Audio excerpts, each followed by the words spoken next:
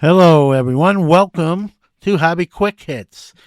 And if you heard the last episode we released, that was part one of our NFL draft breakdown special with Dan Tortora, my friend Dan, and myself. And this will be part two. And I've known Dan a while. He's one of the inspirations why Sports Card Nation podcast exists. And we were at an event at a local YMCA here in Central New York, and we started recording and did a draft special the day after the draft. And this is part two. So the last Hobby Quick Hits, we did part one, Arizona to Cincinnati. Today we're covering the Cleveland Browns to the Minnesota Vikings. So no hobby news or product release calendar. Check out the product release calendar at www.sportscardnationpodcast.com. Before we get part two underway, I want to give a shout out to said Dan Tortora for letting us use this audio on our own channel. And check out Wake Up Call with Dan Tortora on Dan Tortora Broadcast Media and the DBTM Network. And Dan does a lot of different shows, sports, life, movies, all across the board. And glad to call my friend. So without further ado, let's get into part two of our NFL draft breakdown. Let's go to Cleveland. Cleveland did something in this draft that was reminiscent of the movie Draft Day, where I think they called up Kansas City, called their bluff, and still got what they wanted. And so this was Kevin Costner-esque to me. This was a perfect move by Cleveland. Dare I say it, one of the best moves, if not the best move of the first round. You're drafting sixth. Kansas City's on the phone. You get them to come up from 9 to 6. Take your sixth pick. You move down 3 spots to 9. Plus, you get 2 more picks in the 2026 NFL draft later on in the draft, and you still get the guy that I predicted they were going to get anyways, which was the first offensive tackle off the board, Spencer Fano. Costner must have called the Browns and said, listen, you didn't learn anything from the movie. About to teach you again. It's Spencer Fano no matter what. Shout out to Vontae Mack and Chadwick Boseman in heaven. Spencer Fano goes out of Utah, 9th overall offensive tackle. That was my prediction. I also predicted that Casey Concepcion would go within the first 26 picks I had him going 26 to the Bills. He goes 24 to the Browns out of Texas A&M, which I love. Then they go in the top part of the second round and take Denzel Boston out of Washington at wide receiver. I thought Cleveland definitely needed wide receivers because they got guys that are longer in the tooth and then a bunch of guys that are not household names. They go Concepcion in Boston. I love it. They go to protect their quarterback, which they got about 20 quarterbacks on the roster right now with Fano. And then they added another one right late in the draft. And then they did that. And then also in the second round, in the later part, they get Emmanuel McNeil-Warren out of Toledo at safety, who some had going in the first round. Austin Barber out of Florida at O-tackle in the third round. And then in the fifth round, they have 3 picks. Parker Brailsford, center out of Alabama. They keep a Alabama teammate and linebacker Justin Jefferson, not that Justin Jefferson. And then they bring in Joe Royer, a tight end out of Cincinnati. Talon Green out of Arkansas at quarterback with the first pick of the 6th round. And then out of BYU, Carson Ryan at tight end. So if we look at Cleveland's depth chart, Cleveland brings in 2 tight ends who are a hot commodity in this year's draft. They have Harold Fannin Jr., who was a great rookie tight end. He did a fantastic job. He was in the passing game a lot, and arguably he was like their first or second best passing option last season at certain points. So why they brought in 2 tight ends, I have no idea. Well, they lost in Juku. Right. We lost in But Juku. you really don't need them because you have Harold Fannin Jr. Yeah, I think they did it for depth. I hate that, man. This hurts to say, Dan, being a Steelers guy. Cleveland really, I would give a high draft grade for Cleveland's draft. I thought they, and that hurts me to say. Usually I don't get to say that. I get to laugh at them. I can't laugh at them this year. They really made some great picks. Yeah. They beefed up their offensive line to protect most likely Shedeur Sanders. They added 2 wideouts that are both, I think, probably going to be starters from day one. And so, they've improved their team. And if we're giving out A grades for the draft, they would get again, it hurts to say, but I'd give him an A grade. Yeah, I mean, they let go over the last couple of years of Kareem Hunt. They let go of Nick Chubb, who was often injured. When he was healthy, he was good, but he was rarely healthy consistently. They bring in Quinshon Judkins last year. They bring in Dylan Sampson last year, so they got young running backs. They got Shador Sanders, Dylan Gabriel, Deshaun Watson, and Taylon Green at quarterback. One of those guys is going to get moved. And then you got Jerry Jeudy and Malachi Corley, who was let go from the Jets within his rookie contract. So you got a young guy in Corley. Casey Concepcion, Denzel Boston are going to help right away, and they don't have a left tackle, so you imagine Spencer Fano is going to become their left tackle immediately. And so, I mean, I think Cincinnati had a great draft if those wide receivers can step up. You got young receivers, young running backs, a young quarterback, young left tackle. This is a Cleveland team that if they drafted correctly over the last 2 years, may be very good for a very long time because there's not a lot of tread on the tires. They got a lot of starters in the draft, and anytime you can say that, you're doing something right. So Yeah. I like what they did, unfortunately, as a Steeler fan. But, their best draft was in the movie Draft Day. Now it might be now. I think they've sort of put the movie behind them. And last year's draft was not good for them. And I think that this year they said we need to really nail this. And I think they did. Yeah. They're pretty close. Yeah, now another team that I think did some good things in the draft going in alphabetical order, the Dallas Cowboys. The Dallas Cowboys traded up one pick, which could have been Miami calling their bluff. Get that phone call to Jerry Jones. And Miami goes, yeah, we got the 11th pick. We really like that guy, Caleb Downs. Do you like him? Because we're going to take him. And so what do you want to do? So they trade up one pick. And I had people ask me, why would you do that? Well, if Miami can call your bluff and get you to move up and give them not only the pick right after you, but something later in the draft, then they're going to do something like that. So shout out to Miami for maybe calling the bluff on Caleb Downs. This is the most excited I've been for the Cowboys in drafting a safety since Roy Williams that they had back in the day. Ohio State safety Caleb Downs, 11th pick overall. They traded up one pick in the first round to get him. Then they drafted in the first round.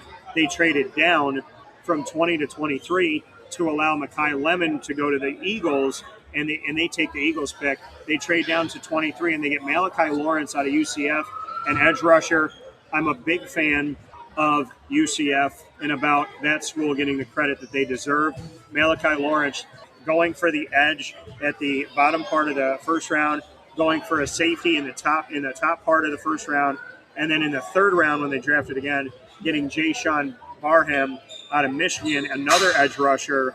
They're telling you they want that defensive help to go up against Jaden Daniels in Washington, to go up against the prolific offense of Jalen Hurts in Philadelphia, and the now prolific offense of Jackson Dart, who has a lot of weapons, and a Cam Scatteraboo in the backfield that will hopefully be healthy by the grace of God.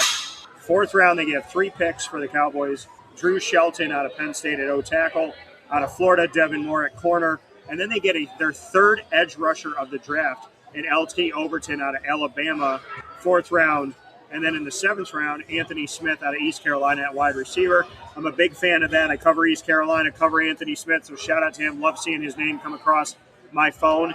And, I mean, Dallas told the world, we need help on our D-line. We're going to get a bunch of edge rushers. Maybe we can use them in a hybrid linebacker DN format. So we're going to bring a bunch of guys in and let them compete in Barham, Lawrence, and Overton. And we're definitely going to focus primarily on our defensive side of the ball because we need to stop people. I love the Caleb Downs. Yeah, I like that. They love him, and they did what they had to do to get him, right? And then it's a defensive-centric draft for them. Yeah. Matt Eberflus got fired last year because they didn't perform, and now they're adding weapons to that defensive side of the ball. So I think they've addressed some holes. Yeah. They didn't draft a running back, but, when you think about it with Javonte Williams and Malik Davis, that wasn't a pressing need. They have receivers and I also like Jadon Lamb coming from Houston, who just got drafted recently, and a guy who came out last year out of Clemson, Phil Maffa, and a couple of years before, Israel Abanikanda out of the Pitt Panthers. I think Maffa might make this team. He might be a third down back. Yeah, so, I know Williams has been around a little bit, but when he's healthy, he performs very well. So, And he was great for them last year. Yeah, so I think they filled the needs that they needed to fill, and I think they're going to go if those defensive picks hit. I think Dallas might find themselves back in the playoff again after a little bit of a drought. Yeah, and looking for those edge rushers to join Quinnen Williams on the defense, a guy that they got last year, and Siobhan Ravel Jr. He joins his teammate Anthony Smith, as they're both from East Carolina, and Siobhan's been on the show as well, a cornerback that was drafted last year. So shout out to East Carolina finding their way to Arlington, Texas to join the Dallas Cowboys together. In our alphabetical order assessment of the 2026 NFL Draft here on Wake Up Call with Dan Tortora, I am here with the host of the Sports Card Nation podcast, John Newman, and we are crossing our sitcoms to come to you today, proudly presented by GG Cards and Breaks inside the Great Lakes Honda City Travel Studios, as we are at a community event for the kids at the Baldwinsville YMCA. The Denver Broncos do not draft until the third round. They get Tyler Anyedem out of Texas A&M at D tackle. They bring in Jonah Coleman, Washington, running back in the fourth round. Cage Casey out of Boise State, O tackle in the fourth round. And then Justin Jolie, is it Jolie? I think it's Jolie. Jolie. Because I'm sitting here, I'm like, I talked to Justin Jolie. So Justin Jolie, my apologies, Justin. He was on the show out of NC State at tight end going into this past season. Justin Jolie, I think, is a steal at tight end in the fifth round for Denver, who needs a tight end. And then in the seventh round, they get Miles Scott out of Illinois at safety, Dallin Bentley, another tight end out of Utah. So obviously they're showing you they're going to have a competition there. And Mr. Irrelevant of this draft, pick number 257 overall in the seventh round out of Buffalo, linebacker Red Murdoch going to the Broncos. So the Broncos went all over the place. They went O-line, D-line, tight end, safety, linebacker. They obviously are going to – I mean, Jolie could be their starting tight end at some point this season within the first few weeks, I would imagine. They have Evan Engram, who's long in the tooth, Adam Trotman, who hasn't been a pass-catching tight end.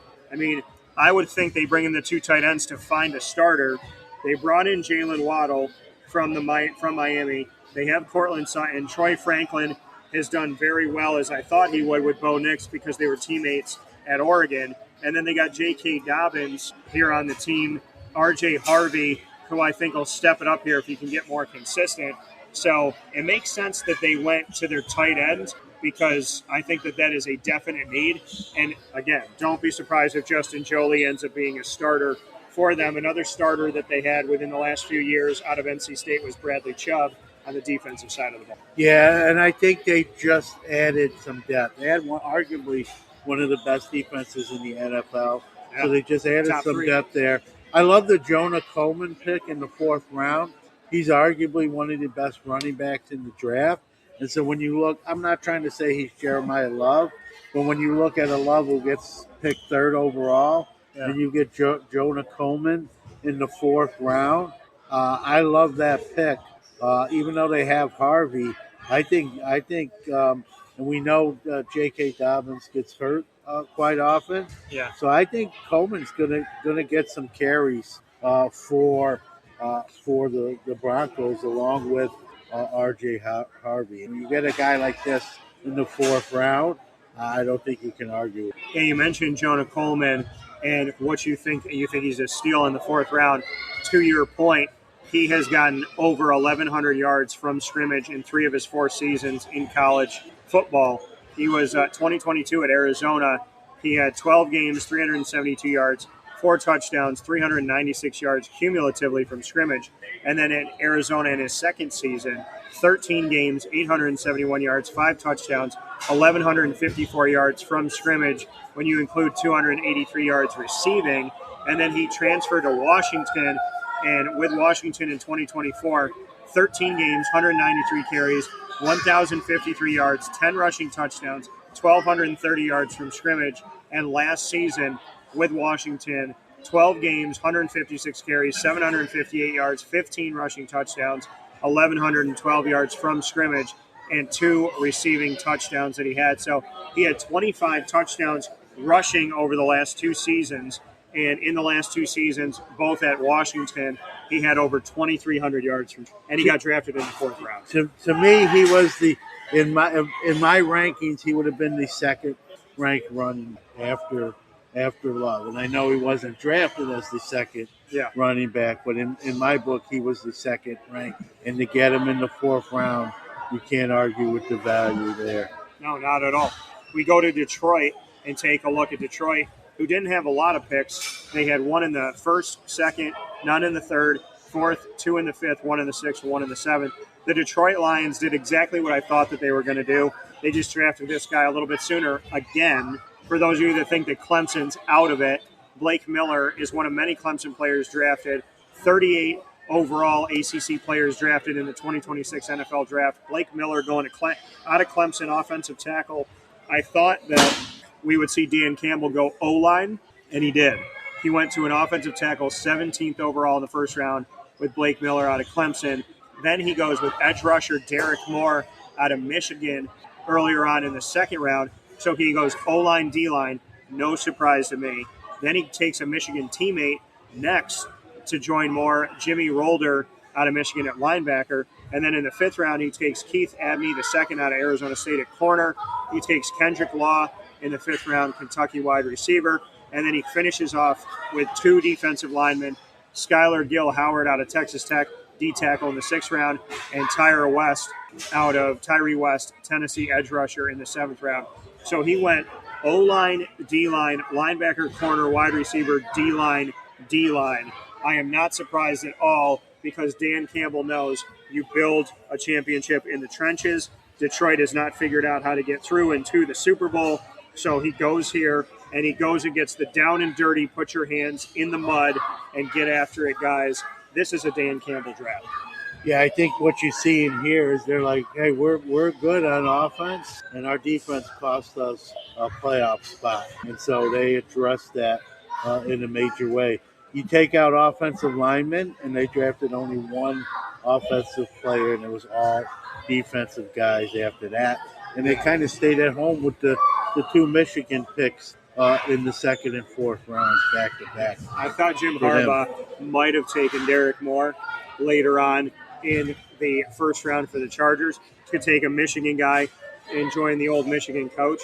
But he did take an edge rusher. He took a guy that fell to him in Akeem Mesidor at 22 overall. Which I was hoping Pittsburgh, when the whole Lemon debacle happened, I was hoping they went Mesidor. Yeah. They didn't. And we'll get to that when we get to it. Yeah, the Green Bay Packers, they didn't have a lot of picks. They didn't pick until the 2nd round, and they've had a 2nd, 3rd, 4th, 5th, and 2 in the 6th, none in the 7th. The Green Bay Packers, who you would think would have to assess a lot of things in a division where the Lions are good, the Chicago Bears are better, and the Vikings are teetering with are they a playoff team or not. Green Bay is going to have to get better, and what they did to address, they went all defense except for a kicker and a center. So they go 2nd round, Brandon Sis out of South Carolina, and that is a corner. In the 3rd round, they went Chris McClellan, D-tackle out of Missouri, Danny Dennis Sutton, Penn State edge rusher in the 4th round, and then Yager Burton, Kentucky center in the 5th round, Damani Jackson, Alabama corner in the 6th round, and Trey Smack, place kicker out of Florida. I love that name. I do too. He should be a defensive player like that, not a kicker. But he should be. So Trey Smack, Florida place kicker. So Green Bay, if we look at Green Bay's depth chart going into camp, they have Jordan Love, Desmond Ridder, and Kyle McCord, former Syracuse quarterback. And then they have Josh Jacobs, Christopher Brooks, Marshawn Lloyd, if he gets healthy here, who was drafted recently, Christian Watson, who's been wildly inconsistent, Matthew Golden, who hasn't shown up, Jaden Reed, who's been their best offensive wide receiver in recent history, and then you got Tucker Kraft and Luke Musgrave, who have been serviceable at tight end. I mean, you ask yourself the question, do they have enough defensively, which they were lacking depth, and do they have enough offensively? I feel like Green Bay should have traded for picks. They should have gotten more capital. They should have drafted in the 1st round. They were one of the teams that had very little picks, 6 picks, and they were one of the teams that I thought needed a lot more in the draft, and they ended up getting a lot. less, and I don't mean by talent, just not having a lot of draft capital. Yeah, and I look at their draft by position, Dan. Yeah. I don't think they addressed some needs. You got Josh Jacobs at running back, and then that room's a little thin. They didn't draft a running back. I do like their receiver room. I know it's underperformed. Yeah. I think the big key is Matthew Golden, who had a terrible rookie season, almost non-existent, for being one of the top receivers drafted last year. He's got to step his game up. But I get why they didn't draft a receiver, but they really did not draft much on offense. Actually, they didn't draft any offense. And I don't know why you wouldn't have drafted just a center. Yeah, I don't know why you didn't draft a running back. Because after Jacobs, that room is kind of thin. And in running back age, Jacobs is no spring chicken. I know he's still talented. Yeah.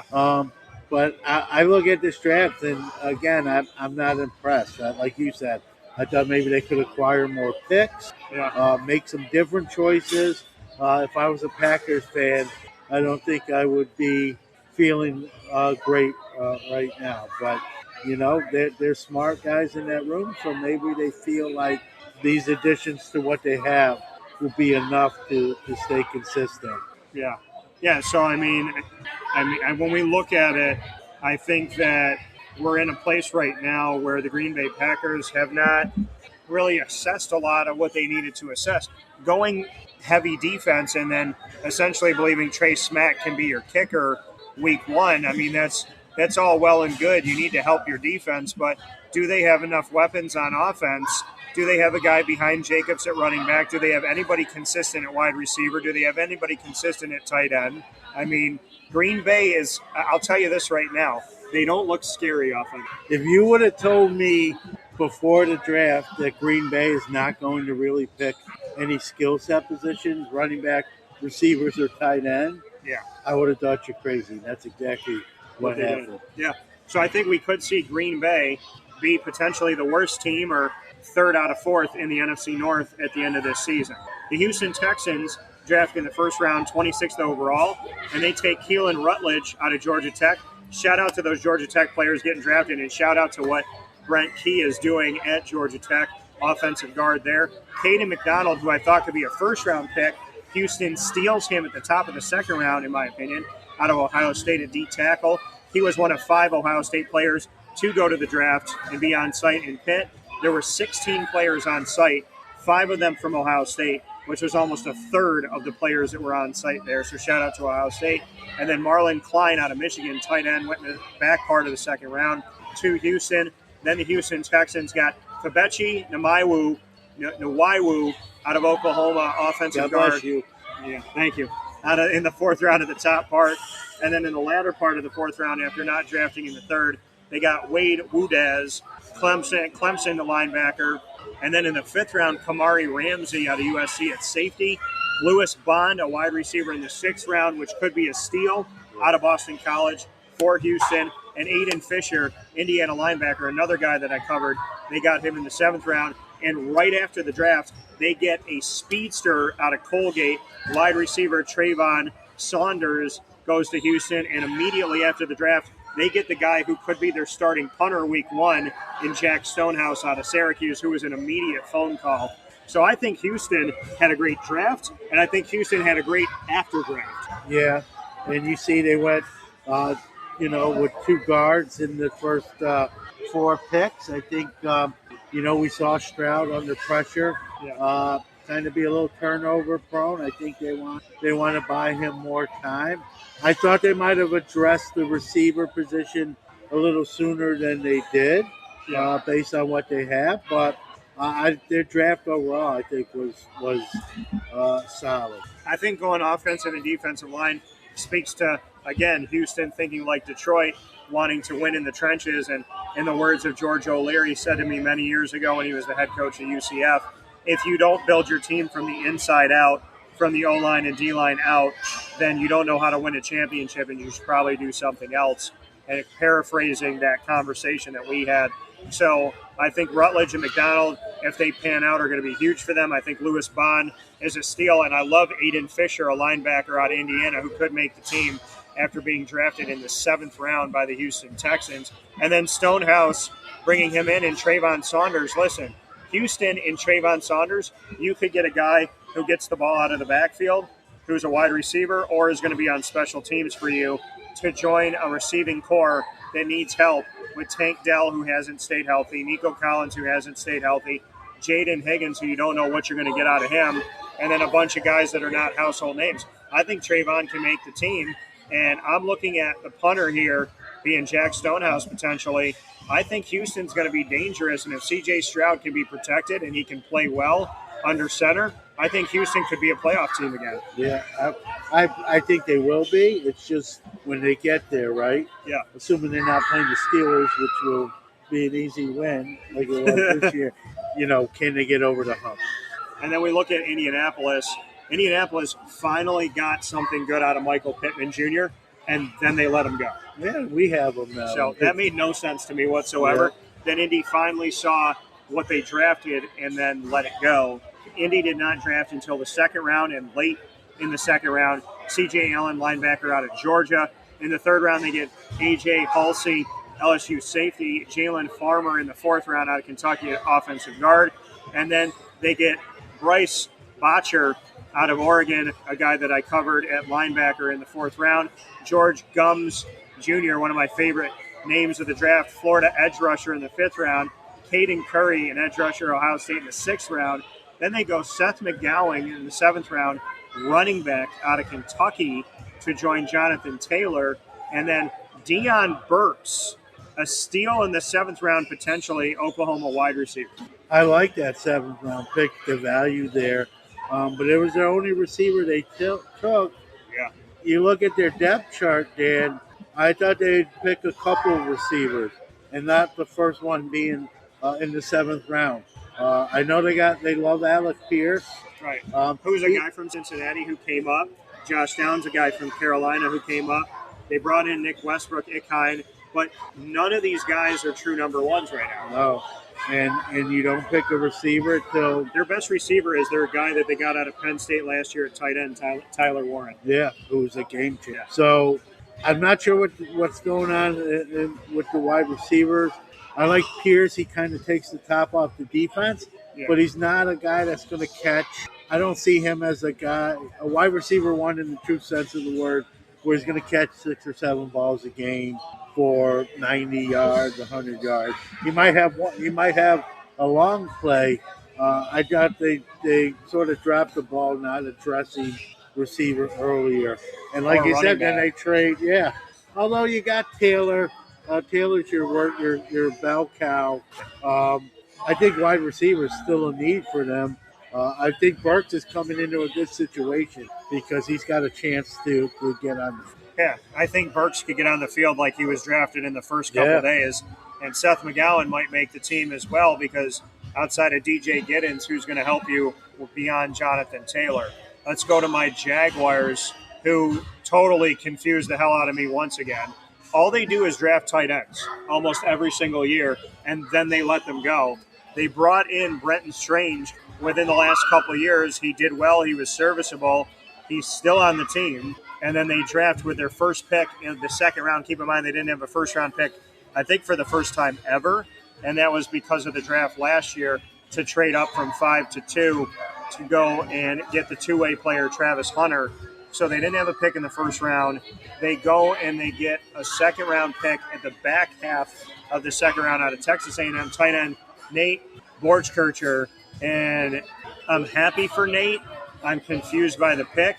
And then they get in the 3rd round Albert Regis, Nate's teammate out of Texas A&M at D tackle. They go offensive guard Emmanuel Pregnon out of Oregon. I love that pick. I love the Pregnon pick. I like him a lot. Well, they've needed help on their offensive line for a million years. They can never seem to keep an offensive line healthy.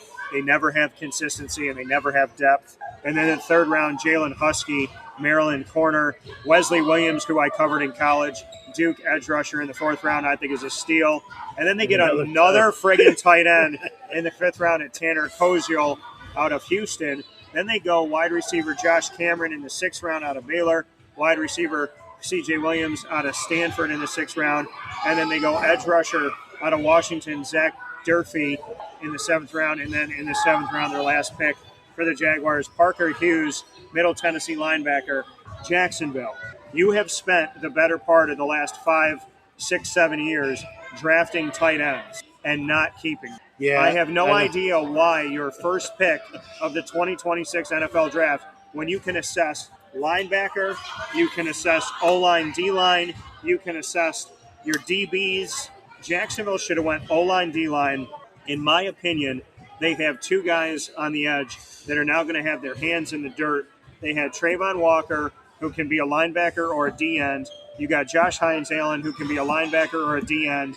You have a guy that you let go of over the last few seasons in Calebon Chason, who can be a linebacker or a D-end. Your hybrids are now going to your D-line, which means Foye Oluokun has no help at the linebacker position. Why you would not go for a linebacker with your first pick in the draft, which is in the 2nd round, your second pick in the draft, go linebacker heavy, go O-line, D-line if you're not going to go linebacker.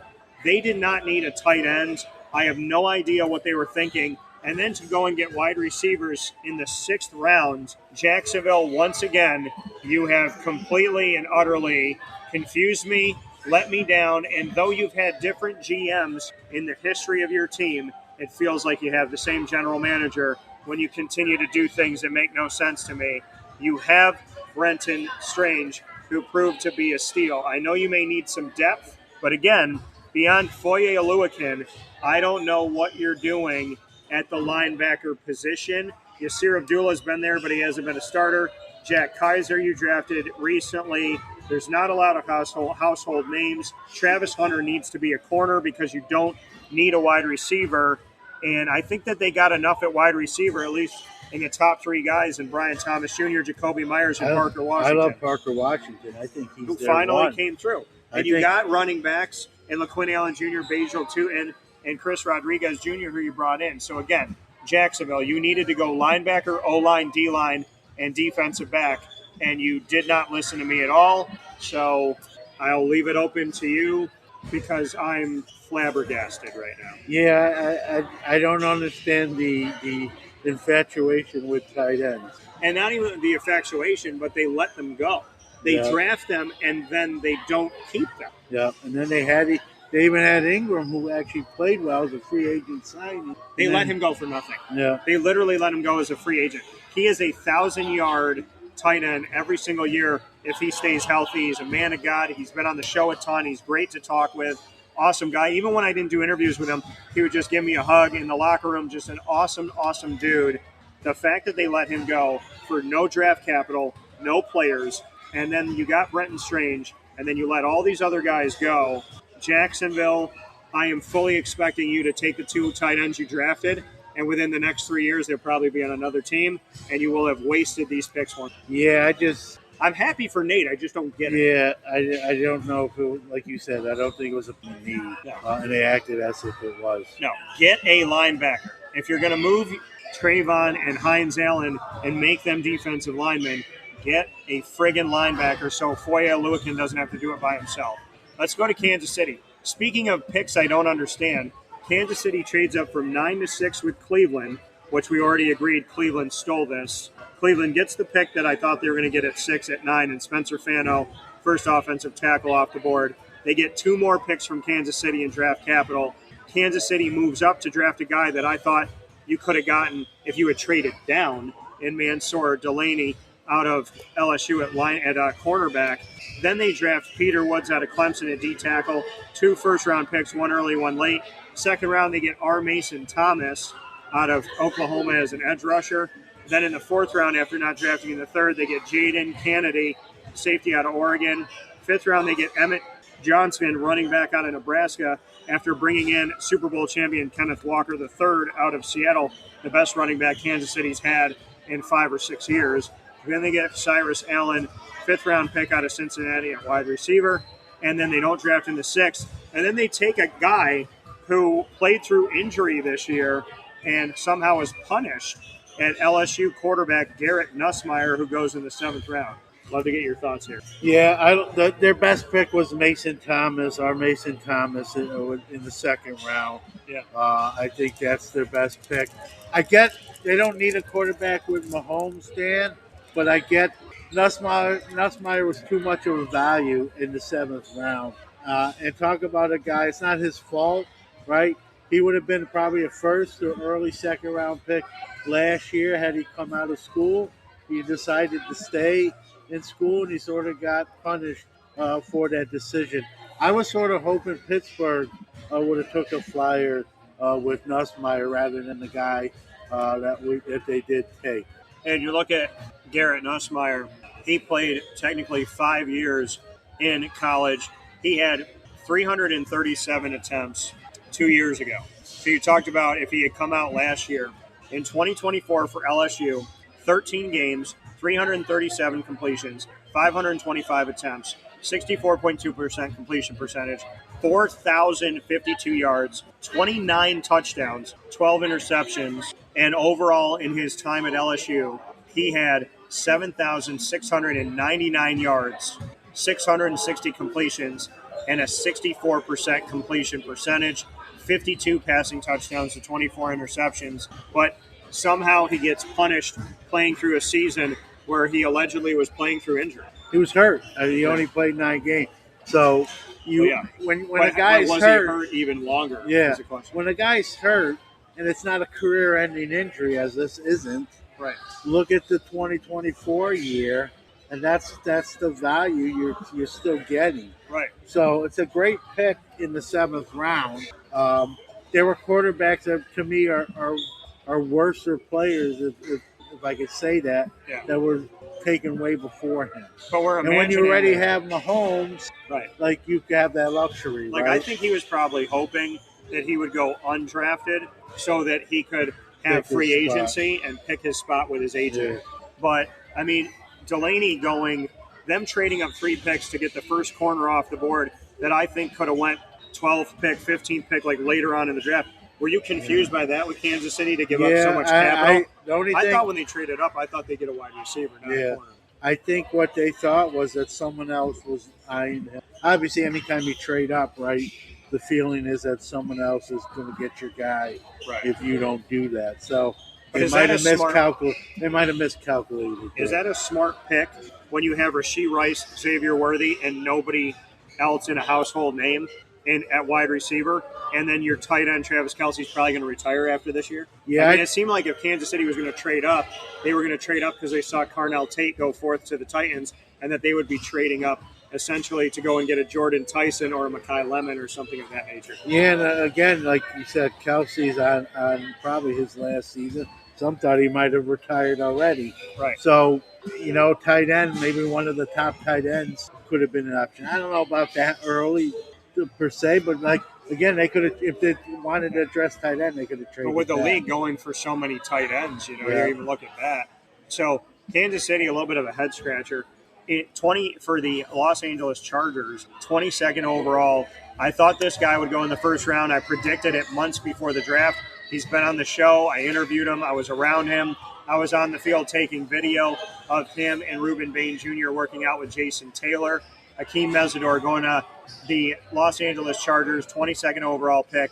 A steal, in my opinion, edge rusher out of Miami.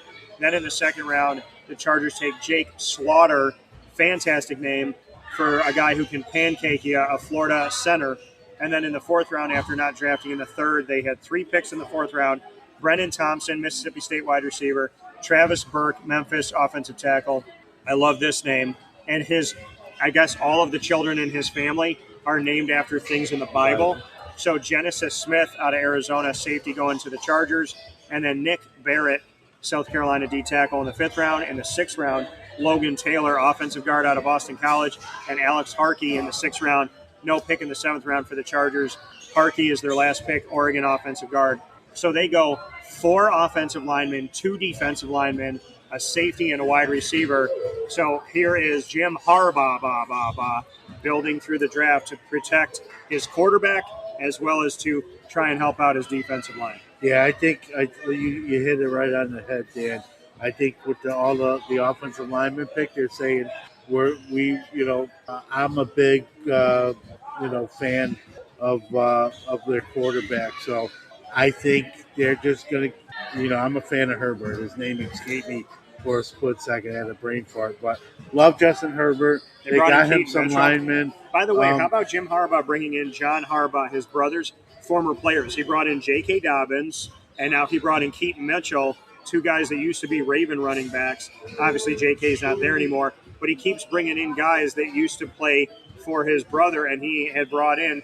He also brought in staff members from Baltimore that were with his brother and now came over to the Chargers. So it seems like in these first couple of years for Jim Harbaugh back in the NFL, he's going, all right, if they didn't work out in Baltimore, maybe they'll work out with me, with Keaton Mitchell, another East Carolina running back alum. But he's got 3 running backs at least right now. He's got a bunch of wide receivers. I predicted Ladd McConkey would be awesome. And Aranda Gadsden, the second out of Syracuse, I had no doubt in my mind, and I drafted him in fantasy that he could become the starter, and he is now the starter going into year 2. So they got a lot of weapons. They going to offensive and defensive line makes sense because he believes in the weapons he has. I'll ask you this: like McConkey's talented, he showed flashes last year. Yeah. Quinn Johnson's sort of up and down. Yeah. I thought they might add to the wide receiver room to give Herbert. They may do it in the offseason. Yeah, but I love Ladd McConkey. I think he's a 1,000-yard guy, and I think Aranda is a 500-600-yard guy. He could even be a 1,000-yard guy. So I love what they did here for the Chargers. Let's go to the other LA team, the Rams. So coming out of last season and the Super Bowl going to the Seahawks, I predicted immediately that the best teams to win the championship in the NFL in 26-27 were 1 Seahawks, 2 Rams, same division, NFC South or NFC West, and both in the NFC. I predicted Seahawks Rams had the best chance to win a title, and then Vegas predicted the exact same that I had, Seahawks Rams. Well, the Rams did not have many picks. They had 5 picks in 7 rounds this year. 1 in the first, 1 in the second, 1 in the third, none in the fourth, none in the fifth, 1 in the sixth, 1 in the seventh. But they, in my opinion, had the most confusing first-round draft pick that even their head coach, Sean McVay, looked confused by when they went 13th overall, Ty Simpson, Alabama quarterback. Second round, they go Max Clare out of Ohio State at tight end. Third round, they go Keegan Trost, Missouri offensive tackle. 6th round, they get a steal and the one-handed grab, arguably the best catch of the entire college football season last year. C.J. Daniels, Miami against Notre Dame at wide receiver. And then in the 7th round, Tim Keenan, the 3rd Alabama D tackle, who joins Ty Simpson. I got to ask you this. With very few picks and with the belief that the Rams could be one of the best teams to win the title game this year going in if they're all healthy, why in the hell did they not go Reuben Bain Jr. or assess their defense and they go Ty Simpson when they have, obviously, they have Matt Stafford? It was a head-scratcher, right? And if you listen to McVay at the end of that day kind of talk about it, I think what happened there, that was a battle between GM Les Snead and Coach McVay, and Les Snead won for whatever reason or however that works out. Les Snead got to make that pick. If you read between what McVay said, he was, he was politically correct, but you could tell he didn't love the pick, and it wasn't his call. And it wasn't his call. So that was a Les Snead pick in their war room. Like you said, it was a head scratcher. You're trying to compete in the division with the Seahawks, who just won a Super Bowl, and your first pick, 13th overall, is going to be a guy that, barring injuries, not even going to see the field, or barring a game where you're blowing someone out and he gets garbage time minutes. He's going to be a non-factor, at least in his. And I feel like next year they could have picked some. Yeah, it's just or even take a late round flyer on I think Carson back to the Cardinals is better. I agree. It was a better pick. Yeah, I agree with you. So let's go to the Raiders. They had the number 1 overall pick. We all knew it was going to be Fernando Mendoza. I said I was in Miami for the College Football Playoff National Championship, and there's 2 press conferences the day after. It's with the champions. So Fernando Mendoza, Kurt Signetti, and Indiana players with Mendoza, they're all here at the hotel, so we're interviewing them. Right after that, we have the handoff ceremony between Miami and Vegas.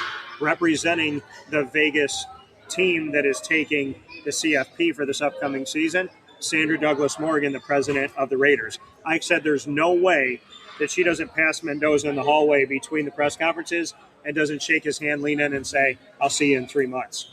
So Fernando Mendoza, number 1 overall pick, home with his family.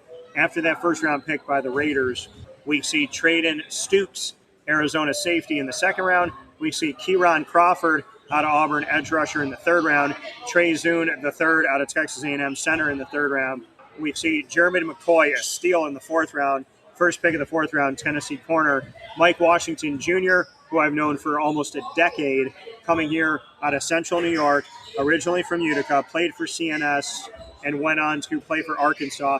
He is one of 5 SEC running backs this past season to rush for 1,000 yards, and he's the only one of those 5, including Kewan Lacey out of LSU, to rush for 1,000 yards with less than 200 carries. He's the only running back did it in the SEC with 190 plus, as opposed to 200 or more carries. Arkansas running back steal in the bottom of the 4th round, Mike Washington Jr. Dalton Johnson, Arizona safety, in the 5th round. And then Hezekiah Masses, California corner, in the 5th round. Malik Benson, Oregon wide receiver, who was a journeyman who went here late. I thought if he had some more time, he should have stayed, in the 6th round. And then Brandon Cleveland, NC State D tackle, in the 7th round. So going into the draft, I thought the one thing besides quarterback that the Raiders needed to assess was their offensive line. Yep. And out of all their picks, they assessed it one time in the 3rd round with a center. You have Ashton Genty, and you bring in Mike Washington, so they're both going to play. But then you have no household names at wide receiver, in Jalen Naylor, Trey Tucker, Jack Beck, Dante Thornton Jr., so they don't assess wide receiver really. You got Brock Bowers. You need offensive line help. You barely assess that with 1 pick. So I will say this about the Las Vegas Raiders. I like your running backs. I'm confused by your wide receivers. I have no idea what your plan is at offensive line. And when you got Brock Bowers and you got Mike Washington and you got Ashton Genty and you got Fernando Mendoza, who the hell is going to block for him? Yeah, I tell you what, they dropped the ball. I think you hit it right on the head, Dan. Like, you got a Mendoza, the number 1 overall pick, a great kid, a great quarterback. You got Genty, arguably one of the better backs in football. And you don't buff your whole lineup other than a center draft pick. Yeah. Like, what are you doing? Are you I think that was a big problem last year, and they didn't really address it to me, and it's a little shocking. And they had 10 picks. They had 10 picks. Like, if you told me, well, they only had 6 picks to try to get this stuff done. They had 10 picks, and they took 1 offensive lineman in the center? Like, that's shocking to me. And they didn't take a wide receiver. I love the Mike Washington pick, because after Genty, the cupboard is bare. Now it isn't. But what did you do to buff that lineup? Unless they know something we don't. Maybe they do. I don't know. But I'd rather them take an O-lineman than another running back. I agree. And I have no idea why you wait until the 6th round to take a receiver. And that receiver room's pretty thin. Right. Your best receiver, possession-wise, is Brock Bowers, your tight end, and you let Jacoby Myers go last year to the Jaguars, who was great I at like possession. Tucker, but I don't know if he's ready to be wide receiver 1 just yet. By the way, I have a rookie sweater card of him, so if he does get good, make sure you call me. Let's go to the next team here in our alphabetical order assessment of the draft. The Miami Dolphins, they get a guy who I am really excited about, Alabama offensive tackle Caden Proctor, one of the 16 guys at the draft. They trade down with the Cowboys from 11 to 12, so the Cowboys could get Caleb Downs. And then they get another pick, 27th overall, out of San Diego State at corner. They get Chris Johnson, who I had going right around this placement in the draft. So they get 2 first-round picks. And then they get a guy I love who had probably the biggest cowboy hat I've ever seen in my life when I was covering the Capital One Orange Bowl at the Hard Rock Stadium, home of the Dolphins. His last college game, he goes off the field, bittersweet for Texas Tech, losing to Oregon. And now his first game as a pro is going to be in that same state. He's going to be back in that same stadium. So he walks off the field with his girlfriend, and he walks by me in silence. There was nobody else on the field. Jacob Rodriguez out of Texas Tech, the linebacker, drafted in the 11th pick of the 2nd round. He leaves the field in a loss where the team didn't really show up on offense. he comes back here as a Dolphin because God is great. And he's joined by his teammate drafted right after him to the Dolphins, Caleb Douglas, wide receiver in the 3rd round. Then they get, Will Kakmarek, Ohio State tight end in the 3rd round. Then another pick in the 3rd round. They get a steal, in my opinion, in wide receiver out of Louisville, Chris Bell. So you see that Miami lets Tyreek Hill go and brings in 2 wide receivers in the first 3 rounds. Then in the 4th round, they get an edge rusher out of Texas and Trey Moore. They get a linebacker out of Pitt and Kyle Lewis. 5th round, they get Michael Taffy, safety out of Texas. Kevin Coleman Jr., another wide receiver out of Missouri. 5th round. Then they get Sidhu Traore, Mississippi State tight end in the 5th round. And then they get an offensive guard, DJ Campbell, in the 6th round out of Texas. It could be a steal for them. And Max Llewellyn out of Iowa in the 7th round, edge rusher. We go from the Raiders, whose draft we didn't like. I love Miami's draft. I love Miami's draft. Jacob Rodriguez, to me, was a first-round linebacker. Yeah. He's going to be in on every play. He's that kind of player, as you well know. They addressed it so many needs. They had 13 picks, and they really did a good job. I think you look at a lot of these guys, Dan, and they got them like lower than they should have been. In other words, they got great value. Yeah. Like some of these guys should have been picked sooner. Got a ton of SEC guys. They fell to Miami, and they made great picks. Like, I think they made great picks. They addressed the receiver room with multiple wide receivers, 2 tight ends, both sides of the trenches with a lineman and D linemen.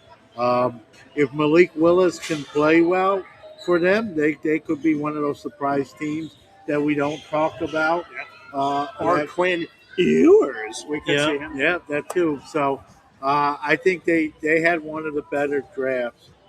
Someone might say, well, John, if you have 13 picks, you better hit on some. But I think, like, even Kyle Lewis, the linebacker from Pittsburgh, where they got him, it's like every guy they got should have been picked before. Great value. Yeah, so, like, whoever was, kudos to the GM there. I think they did a very one of the best jobs, honestly, in the draft. Yeah, and I will tell you this right now.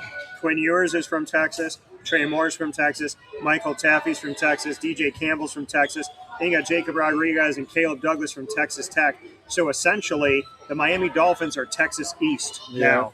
So I think Miami could be a playoff team if their quarterback situation can get right. Yeah. Let's go to Minnesota. Speaking of a quarterback situation, they bring in Kyler Murray in the offseason, and I had said for the last couple of years, I wonder how long Arizona is going to keep going with this Kyler Murray project. Well, they let go of it.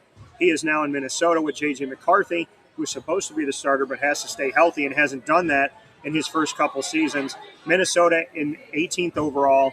They get Caleb Banks out of Florida at D-tackle, a guy I did not have on my mock draft first-round board. Then in the 2nd round, they take Jake Golday out of Cincinnati at linebacker. Dominique Orange, who should have played for Syracuse, Iowa State D-tackle in the 3rd round. Also in the 3rd round, they have back-to-back picks for Minnesota. Caleb Tiernan out of Northwestern O-tackle. Jacoby Thomas, Miami safety, another guy who I covered. And then in the 5th round, they have 2 picks. Max Bredesen, Michigan tight end. And then Charles Demings, Stephen F. Austin, cornerback. In the 6th round, Damon Claiborne. What a friggin' steal for a team that desperately needs a running back. And they wait until the 6th round to get one. I don't know how the hell this guy was available. But shout out to Minnesota. Your best running back may be the guy you got in the 6th round here, Wake Forest, Damon Claiborne. And then in the 7th round, Gavin Gerhardt out of Cincinnati at center. What are your thoughts? I like you said, the Claiborne pick. They do need a back. They're putting a lot of eggs in the Kyler Murray basket. Yeah. I don't know if they didn't really address wide receiver. I know you got Justin Jefferson. Jordan Addison's up and down.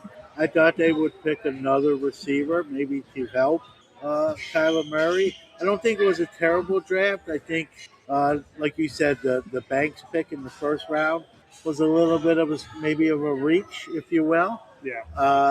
I think they could have went in a different direction. I don't think it was a terrible draft, but I think they could have been better too. I think they should have done a lot more in assessing their front line of their defense, their wide receiver. I'm happy that they went and got. I mean, they got 2 interior D linemen in Banks and Dominique Orange, because right now they have a wide open spot in their defensive line. Hopefully, one of those guys can close the gap. So, I mean, I'm happy that they did that, but I'm looking at Minnesota saying, where are you going to be a wide receiver? And again, Damon Claiborne, everything that I see when it comes to Minnesota, I'm not sold on Jordan Mason or Aaron Jones. Right. So Damon Claiborne, you could be the starter. And outside of Jordan Addison and Justin Jefferson, they need help at wide receiver. And Addison's got to be consistent. TJ Hawkinson at tight end is going to have to stay healthy. Addison had a couple games last year, Dan, where he played and had no catches in the game. You didn't even know he was there, yeah. No one's going to argue that Justin Jefferson's not a top-tier wide receiver, but you got to have someone throwing him the ball, right? Yeah. McCarthy struggled in that role last year that led to a bad year for Justin Jefferson. Not his fault, but that was the result.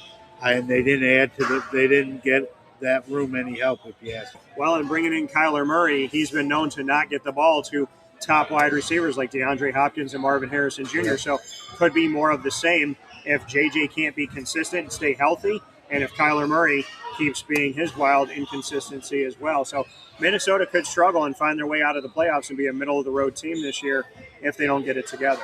All right, that is part 2 of our NFL draft review breakdown with myself and my good friend Dan Tortora. And I want to thank Dan not only for allowing me on the show to do it, but allowing me to use the media. And again, we were in a public setting at a YMCA here in Central New York, so you will hear kids in the background and some background noise, just so you know. And again, that was part 2, and we got one more part left in a couple weeks with the rest of the teams. And hope you enjoyed it. Something a little different, and big football guy, as some of you know, and Dan is as well. So, I don't know if we'll do that every year necessarily, but we did it this year, and wanted to get it out to my audience as well. So, a couple weeks, part 3, and that will conclude this special series. Thanks for listening, and we'll see you next time.